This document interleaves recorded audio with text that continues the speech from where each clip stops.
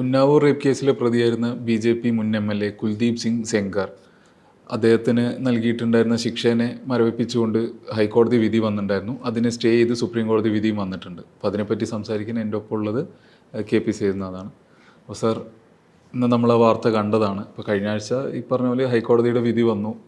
പല കാരണങ്ങളും നിയമവശങ്ങളൊക്കെ ചൂണ്ടിക്കാട്ടി അതിൽ കുറേ എക്സ്പ്ലനേഷനൊക്കെ ഉണ്ടായിരുന്നു. അപ്പോൾ ഇദ്ദേഹത്തിൻ്റെ ബലാത്സംഗത്തിനെതിരെ പ്രതിയായിരുന്ന ആ ഒരു കേസ് ഓൾറെഡി മറ്റൊരു വകുപ്പ് പ്രകാരം ഇദ്ദേഹം താണ്ടി, അതായത് 7.5 വർഷം ജയിൽ ശിക്ഷ അനുഭവിച്ചു. 7 വർഷമേ ആ മറ്റൊരു വകുപ്പ് പ്രകാരം അത് അനുഭവിക്കേണ്ടി വരുള്ളൂ എന്ന് പറഞ്ഞിട്ട് ബെയിൽ കൊടുത്തിട്ടുണ്ടായിരുന്നു. പക്ഷേ ബെയിൽ കൊടുത്തെങ്കിലും ഇദ്ദേഹം പുറത്തിറങ്ങിയില്ല. കാരണം ഈ കേസിൽ അതിജീവിതയുടെ അച്ഛൻ കസ്റ്റഡി മരണത്തിലകപ്പെട്ട കേസിൽ ഇനിയും കുറച്ച് കൊല്ലം കൂടെ ജയിലിൽ കിടക്കേണ്ടതുണ്ട്. അപ്പം അതിനെതിരെ വലിയ രീതിയിലുള്ള പ്രതിഷേധം, പ്രത്യേകിച്ച് അതിജീവിതയുടെ അമ്മയുടെ ഭാഗത്തു നിന്നൊക്കെ ഡൽഹി കണ്ടിരുന്നു. ഈ മൊത്തത്തിലുണ്ടായ ഒരു കോടതി വിധി, ഈ ഒരു ഇഷ്യൂ, ഇതിനെയൊക്കെ സാർ എങ്ങനെയാണ് നോക്കുകയാണെന്ന്? ഈ കേസ് ദേശീയ തലത്തിൽ തന്നെ വളരെയധികം ശ്രദ്ധിക്കപ്പെട്ട ഒരു കേസായിരുന്നു. കാരണം ഈ കുട്ടി പ്രായപൂർത്തിയാവാത്ത കുട്ടിയായിരുന്നു, 16 വയസ്സ് ഉണ്ടായിരുന്ന ആ സമയത്തുള്ള 2017 ഈ സംഭവം നടക്കുന്നത്. 2017 ഈ കുട്ടി ഈ പറയുന്ന കുൽദീപ് സിംഗ് സെങ്കാർ എന്ന് പറയുന്ന MLA വീട്ടിൽ ഒരു ജോലി ശരിയാക്കുന്നതിൻ്റെ കാര്യവുമായി ബന്ധപ്പെട്ട് പോയെന്നാണ്. അന്ന് 2017 ജൂൺ 4 തോന്നുന്നു. അന്ന് ഈ കുട്ടിയെ അദ്ദേഹം അയാളുടെ വീട്ടിൽ വെച്ച് റേപ്പ് ചെയ്തു എന്നാണ് കേസ്. ആ കേസ് അതിനുശേഷം ഈ കുട്ടി വേറൊരു സംഘം ഈ കുട്ടിയെ വിറ്റു വേറൊരു കക്ഷികൾക്ക്. അവരും കൂട്ടബലാത്സംഗത്തിനും മറ്റുമൊക്കെ ഇരയാക്കിയിട്ടുള്ളൊരു സംഭവം ഉണ്ടായിരുന്നു. അപ്പോൾ അതിൻ്റെ സീക്വൻസിലാണ് ഈ MLA പേരിലുള്ള റേപ്പ് കേസ് കൂടെ പുറത്തു വരുന്നത്. അതിൽ വന്ന വിചിത്രമായ സംഭവം എന്ന് പറഞ്ഞാൽ ഈ കുട്ടിയുടെ അച്ഛനാണ് ഇതിൽ പ്രതി എന്ന് പറഞ്ഞിട്ട് ആ അച്ഛൻ്റെ പേരിൽ കേസെടുക്കുകയും അദ്ദേഹത്തെ അറസ്റ്റ് ചെയ്യുകയും എല്ലാം ചെയ്തിട്ടുള്ള ഒരു സംഭവം കൂടെ അതിനകത്ത് കിടക്കുന്നുണ്ടായിരുന്നു. അപ്പോൾ ഈ കുട്ടി ഈ വിഷയം ഉന്നയിച്ചും കൊണ്ട് 2017 സംഭവം നടക്കണമെന്നുണ്ടെങ്കിൽ 2018 അന്ന് UP മുഖ്യമന്ത്രി യോഗി ആദിത്യനാഥിനോട് തുറന്ന കത്തെഴുതുകയും ഈ തന്നെ ഇതായിട്ടുള്ള കുറ്റവാളികൾ പുറത്ത് നടക്കുകയാണെന്നുള്ളതിൻ്റെ കാര്യം ഇത് ചെയ്യുന്നത്. പക്ഷേ അതിലൊന്നും ഒരു നടപടി ഉണ്ടാവാത്ത സാഹചര്യത്തിലാണ് ഈ കുട്ടി യോഗി ആദിത്യനാഥിൻ്റെ വസതിക്ക് മുമ്പ് സ്വയം തീ കൊളുത്തി ആത്മഹത്യ ചെയ്യാനായിട്ട് ശ്രമിച്ചത്. അങ്ങനെയാണ് ഇത് ദേശീയ തലത്തിൽ വലിയ വിഷയമായി. ഇതിൻ്റെ ഇടയിൽ ഈ കുട്ടി ആത്മഹത്യ ചെയ്യാൻ ശ്രമിച്ചതിൻ്റെ പിറ്റേ ദിവസം മറ്റോ ആണെന്ന് തോന്നുന്നു ജുഡീഷ്യൽ കസ്റ്റഡിയിലായിരുന്ന ഈ കുട്ടിയുടെ അച്ഛൻ മരണപ്പെടുകയുണ്ടായിരുന്നു. അങ്ങനെയാണ് അവസാനം ഈ ദേശീയ തലത്തിൽ വലിയ പ്രക്ഷോഭവും വലിയ തരത്തിലുള്ള ഇതുമെല്ലാം ഉണ്ടായതിൻ്റെ പിന്നിലാണ് ഈ കേസ് CBI ഏറ്റെടുക്കുകയും CBI അന്വേഷണത്തിലാണ് ഇയാൾ കുറ്റക്കാരനാണെന്ന്, കുൽദീപ് സിംഗ് സെങ്കാർ കുറ്റക്കാരനാണെന്നുള്ള കുറ്റപത്രം അവർ സബ്മിറ്റ് ചെയ്തത്. 2 കുറ്റപത്രമായിരുന്നു അവർ സബ്മിറ്റ് ചെയ്തിട്ടുള്ളത്. ഒന്ന് ഈ ബലാത്സംഗ കേസിലെ കുറ്റപത്രവും, പിന്നെ ഒന്ന് ആ കുട്ടിയുടെ അച്ഛൻ ജുഡീഷ്യൽ കസ്റ്റഡിയിൽ മരിക്കാനിടയായ സാധനവും. ഈ രണ്ടും കാരണം ഈ കുട്ടിയുടെ പിതാവിൻ്റെ മരണത്തിന് ഉത്തരവാദിയായിട്ടുള്ള സെങ്കാറിൻ്റെ സഹോദരനും 3 പോലീസുകാരും മറ്റ് 5 പേരും കൂടെ ചേർന്നാണ് ആ ഒരു കേസ് ഇയാൾ ഉൾപ്പെടെയുള്ളത്, കുൽദീപ് സിംഗ് സെങ്കാർ ഉൾപ്പെടെയുള്ളത്. അപ്പോൾ ഈ 2 കേസിലും ഇയാളെ ശിക്ഷിക്കപ്പെട്ടു. റേപ്പ് കേസിൽ ജീവപര്യന്തം തടവിനാണ് ശിക്ഷിക്കപ്പെട്ടത്. ആ കേസിൽ ശിക്ഷ അനുഭവിച്ചുകൊണ്ടിരിക്കുമ്പോഴാണ് ഇയാൾ ഇപ്പോൾ ഡൽഹി ഹൈക്കോടതിയിൽ നിന്ന് ഇദ്ദേഹത്തിന് അനുകൂലമായിട്ടുള്ള ഒരു വിധി ഡിസംബർ 23 വരുന്നത്. അതിൽ കോടതി പ്രധാനമായിട്ടും ഉന്നയിച്ച ഒരു വിഷയം, അല്ലെങ്കിൽ ഇയാൾ പബ്ലിക് സെർവൻ്റ് ആണോ എന്നുള്ളതാണ്. കാരണം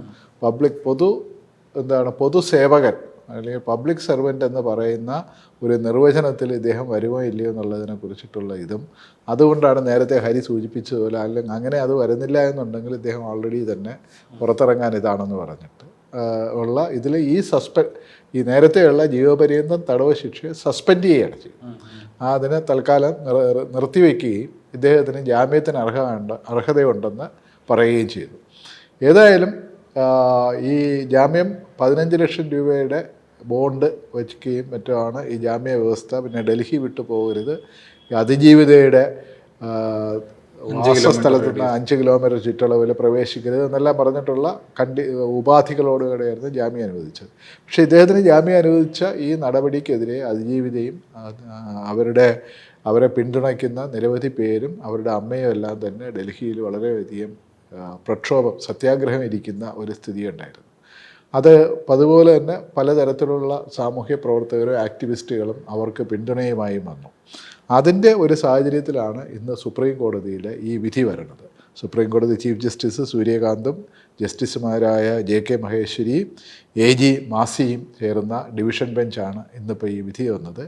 ആ വിധി അവർ പറയുന്നത് ഇതിൽ വളരെ നിയമപരമായിട്ടുള്ള വളരെ വിഷയങ്ങൾ ഉൾപ്പെട്ട ഒരു കേസാണിത്. അതുകൊണ്ട് ഈ തൽക്കാലം ഹൈക്കോടതിയുടെ ഉത്തരവിനെ സ്റ്റേ ചെയ്യണം എന്ന് മാത്രമല്ല, ഈ വിഷയത്തിൽ ഈ കേസിൽ അതിജീവിതയ്ക്ക് സ്വന്തം നിലയിൽ സ്പെഷ്യൽ ലീവ് പെറ്റീഷൻ ഫയൽ ചെയ്യാനുള്ള അർഹതയുണ്ട്.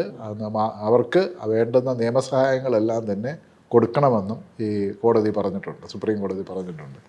ആ ഒരു നിലയിൽ നോക്കുകയാണെന്നുണ്ടെങ്കിൽ ഇന്നത്തെ വിധി പൊതുവിൽ വളരെ സ്വാഗതാർഹമാണ്. കാരണം കേരളത്തിലടക്കം ഈ വലിയ ലൈംഗിക അതിക്രമ കേസുകളിൽ സമ്പത്തും അല്ലെങ്കിൽ അധികാരവും ഉള്ളവർ ഊരിപ്പോകുന്നു എന്ന് പറയുന്ന ഒരു വലിയ ഇംപ്രഷൻ നിലനിൽക്കുമ്പോഴത്തേക്കാണ് സുപ്രീം കോടതിയുടെ ഈ വിധി വരുന്നത്. ഇപ്പം നമുക്ക് കേരളത്തിൽ അടുത്ത കാലത്ത് നടന്ന നടിയെ ആക്രമിക്കപ്പെട്ട കേസായാലും ശരി തന്നെ, വേറൊരു കോൺഗ്രസ് നേതാവായ രാഹുൽ മാങ്കൂട്ടത്തിന് മുൻകൂർ ജാമ്യം അനുവദിക്കുന്ന കേസായാലും എല്ലാം തന്നെ സമ്പത്തും അധികാരവും ഉള്ളവർക്ക് കോടതികളിൽ നിന്നും അവർക്ക് അനുകൂലമായിട്ടുള്ള വിധി വരുന്നു എന്ന് പറയുന്ന ഒരു പൊതുബോധം നിൽക്കുന്ന സാഹചര്യത്തിൽ ഈ കേസിൽ ഇങ്ങനെ ഒരു ഇടപെടൽ സുപ്രീം കോടതി നടത്തിയത് സ്വാഗതാർഹമാണെന്ന് തന്നെ കരുതേണ്ടി വരും. ഉന്നാവോ അതിജീവിതയുടെ കാര്യത്തിൽ സുപ്രീം കോടതിയുടെ ഇന്നത്തെ ജഡ്ജ്മെൻറ്റ് പോലെ തന്നെ മറ്റൊരു സുപ്രധാന കേസിലും ഇന്ന് സുപ്രീം കോടതി ഒരു ജഡ്ജ്മെൻറ്റ് കൊടുത്തിട്ടുണ്ട്. അത് ആരാവല്ലി കുന്നുകളുടെ കാര്യത്തിലാണ് ആ ജഡ്ജ്മെൻറ്റ് വന്നത്. അതായത് കോടതിയുടെ തന്നെ ഒരു ഉത്തരവിനെ സ്റ്റേ ചെയ്തുകൊണ്ടുള്ള ഒരു ഉത്തരവാണ് ഇന്ന് വന്നിരിക്കുന്നത്.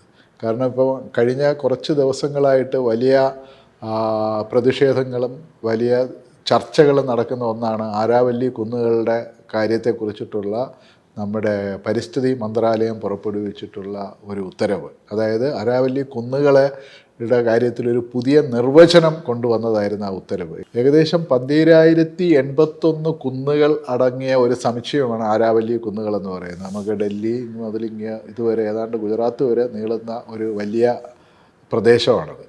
അത് വലിയ എക്കോളജിക്കലി സെൻസിറ്റീവായിട്ടുള്ള ഒരു സാധനവും എല്ലാമാണ്.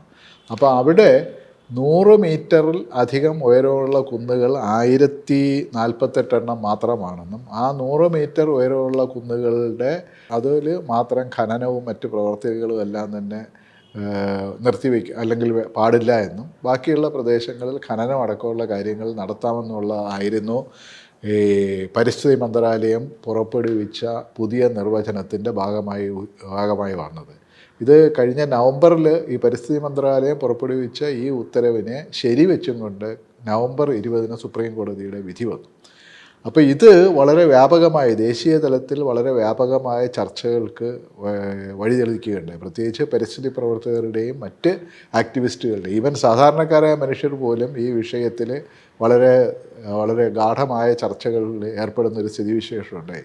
അതിൻ്റെ പ്രധാന കാരണം ഇപ്പോൾ ഡൽഹി മുതൽ ഈ നോർത്ത് ഇന്ത്യൻ ഉത്തരേന്ത്യൻ നഗരങ്ങളിലെ അസഹനീയമായ പൊല്യൂഷൻ, പരിസ്ഥിതി മലിനീകരണം, പ്രത്യേകിച്ച് വായു മലിനീകരണം നിറഞ്ഞു നിൽക്കുന്ന ഈ സാഹചര്യത്തിലാണ് ഇത്തരത്തിലുള്ളൊരു ഉത്തരവ് വരുന്നത്. ഈ ഖനനം പ്രവൃത്തികൾ വരികയാണെന്നുണ്ടെങ്കിൽ അത് 10 മടങ്ങ് വർദ്ധിക്കുമെന്നുള്ള ആശങ്കകൾ ഉണ്ട്.